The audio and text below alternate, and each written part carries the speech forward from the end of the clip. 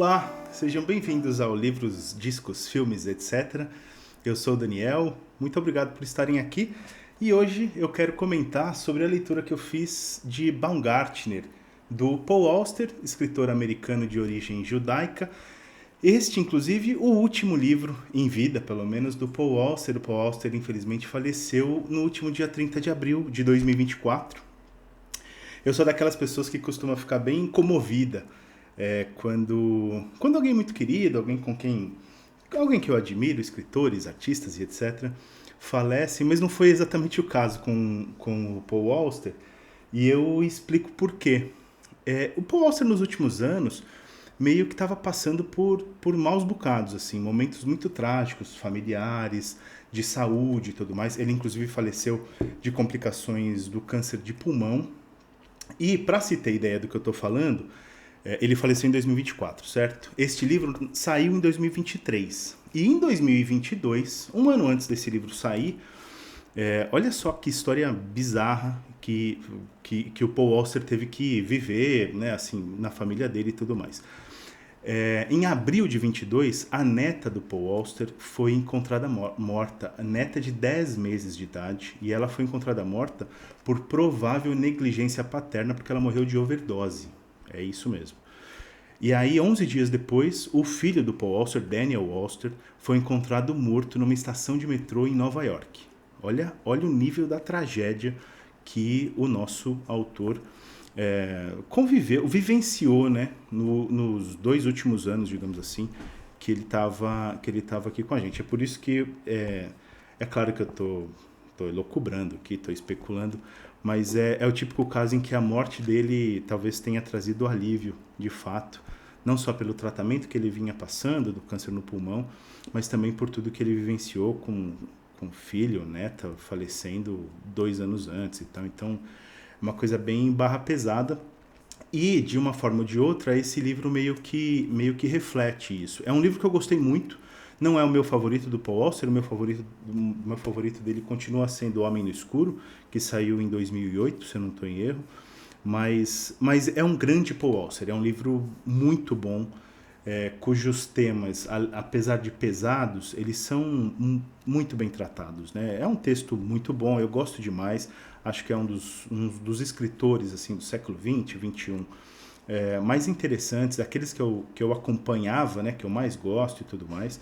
É um cara que escreve muito bem, de uma sensibilidade incrível, e esse livro não é diferente. É um livro lindo, maravilhoso, que me emocionou em alguns momentos, sem dúvida, mas é também, como eu falei, um livro pesado, um livro que traz temas muito fortes. Um dos principais temas é o luto, porque o Baumgartner, que é o personagem principal, é um acadêmico, escritor, que perdeu a esposa 9 anos atrás, né? Então, sua esposa chamava Ana, e ela morreu num acidente de natação. Estava, sei lá, nadando no lago, alguma coisa assim, e bateu a cabeça e faleceu. E 9 anos, portanto, se passaram, mas ele não processou bem tudo isso ainda. Ele sente muito a falta dela e tudo mais. E uma das passagens tocantes assim que eu lembro, inclusive marquei aqui para compartilhar com vocês, ilustra, na verdade, de que maneira ele está tentando lidar com o luto, que é uma passagem que ele menciona a compulsividade com que ele compra livros. Ele compra livros assim, 2, 3, 4 por semana, só para ter alguns breves segundos, minutos de contato com a entregadora desses livros, que se chama Molly, é uma entregadora da UPS, uma empresa de entregas e tudo. E ele quer ter... Ela é muito diferente fisicamente, a Molly é muito diferente fisicamente da Ana, sua esposa falecida.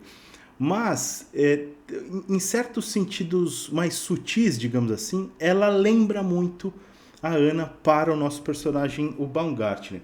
E, nesse sentido, nessa sutileza, digamos assim, eu até marquei aqui na página 10 para compartilhar com vocês de que maneira o Baumgartner se lembra da Ana. Um sentido de atenção, talvez, se bem que seja bastante mais do que isso, ou então algo que se pode descrever como uma vigilância irradiante, ou então, se não for isso, muito simplesmente o poder de uma individualidade iluminada, vivacidade humana em todo o seu esplendor vibratório, que emana de dentro para fora numa dança complexa e entrelaçada de sentimento e pensamento. Qualquer coisa desse tipo, talvez, se é que tal coisa faz algum sentido, mas o que quer que se queira chamar aquilo que Ana tinha, Molly também tem.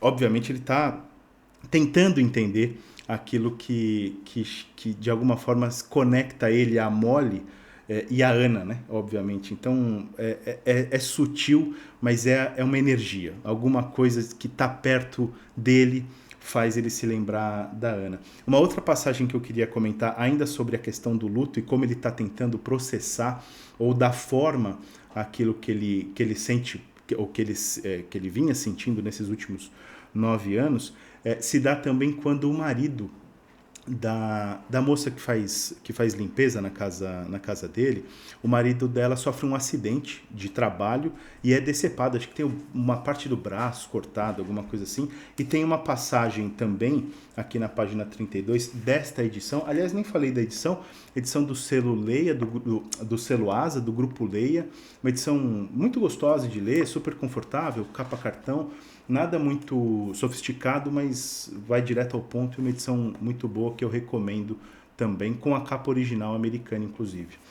E aí, voltando, né, na questão do luto e como ele está tentando processar isso, ele, a respeito do acidente de trabalho do marido da moça que faz limpeza na casa dele, que teve o braço decepado, ele faz a seguinte reflexão em relação àquilo que ele sente, o luto pela Ana. É este o tropo que Baumgartner pesquisa persistentemente desde a morte súbita e inesperada de Ana há 10 anos. Há 9, na verdade. A alegoria mais persuasiva e convincente para descrever o que lhe tem acontecido desde aquela tarde quente e ventosa de agosto de 2008, em que os deuses houveram, por bem, roubar-lhe a sua mulher na plenitude do vigor ainda jovial, e de repente os seus membros foram-lhe arrancados do corpo, os 4, braços e pernas juntos e ao mesmo tempo. E se a cabeça e o coração foram poupados ao massacre, foi só porque os deuses perversos e cínicos lhe haviam concedido o dúbio direito de continuar a viver sem ela. É dolorido, né? É muito doloroso.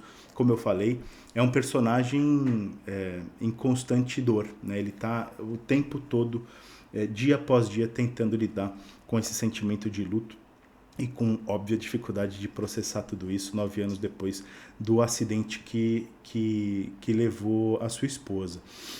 Um outro tema, assim, acho que está bem ilustrada a questão do luto e como ele tenta processar tudo isso no livro. Mas um outro tema também que é bastante recorrente e que eu quero destacar na leitura do Baumgartner, do Paul Auster, são as memórias, né? Esse seria o segundo insight que eu tive lendo o livro, que é como nós processamos as nossas memórias e que representação elas têm para nós, né? Como é que funcionam as nossas memórias de um modo mais amplo, né? Eu digo, e aí tem muito a ver também com o fato de que a Ana, o Baumgartner, como eu falei, escritor, acadêmico e tal, a Ana também era escritora. Ela era tradutora, ela vertia obras do inglês, francês, português, espanhol e tal, pro inglês. Então, obviamente, eles têm uma relação no nível intelectual muito forte e tudo, e ela costumava escrever breves relatos, ela tinha um diário e tudo mais, e em determinado momento o personagem principal, Baumgartner, vai mergulhar, digamos assim, nessas memórias da própria Ana, né? Então vai começar a ler relatos, lembranças, coisas que ela escrevia, inclusive da sua relação com ele, ou de memórias específicas e tudo mais. E isso de alguma forma vai ajudar, é muito legal porque em determinado momento o Baumgartner diz sentir que tem a presença da Ana de novo ali com ele, justamente ao ler as suas memórias e tudo mais, e a força que isso tem, como se ela estivesse ali presente e tudo mais. Então isso é muito bonito. E claro, tem um determinado relato, mais pro final do livro tem um determinado relato que ele vai ler e que acho que esse foi um dos que mais realmente assim me emocionou, porque é de um momento em que eles fazem um piquenique perto de um lago e etc e tal, e E ele lembra de estar... Ele tá lendo as memórias da Ana, mas ele lembra o que ele sentiu naquele momento, e que foi diferente do dela, porque ela estava uma pegada mais superficial, assim, né? Lembrando de coisas mais fúteis, digamos assim, ou menos profundas. E ele lembra de ter sentido o seguinte: lembra-te deste momento, homenzinho. Lembra-te dele para o resto da tua vida, porque nunca te acontecerá nada de mais importante do que aquilo que está a acontecer-te neste momento. Isso aqui eu acho muito forte, porque eu mesmo já senti, acho que todos nós em algum momento talvez tenha sentido esse nível de felicidade, ou pelo menos eu torço para que todos nós tenhamos sentido pelo menos uma ou algumas vezes ao longo da vida, esse nível de felicidade de que você quer agarrar o momento, né? O seize the moment. Você quer, de alguma forma, capturar aquilo. Você gostaria de poder parar o tempo, obviamente, embora não seja possível. E é justamente a fugacidade das nossas experiências que as tornam tão valiosas, né? A gente sabe que aquele momento maravilhoso logo vai passar. E então é bom a gente lembrar daquele momento, porque pouquíssimas coisas mais importantes vão acontecer além daquilo que está acontecendo, e normalmente são as coisas mais simples, mais sutis, mais sublimes e tudo mais.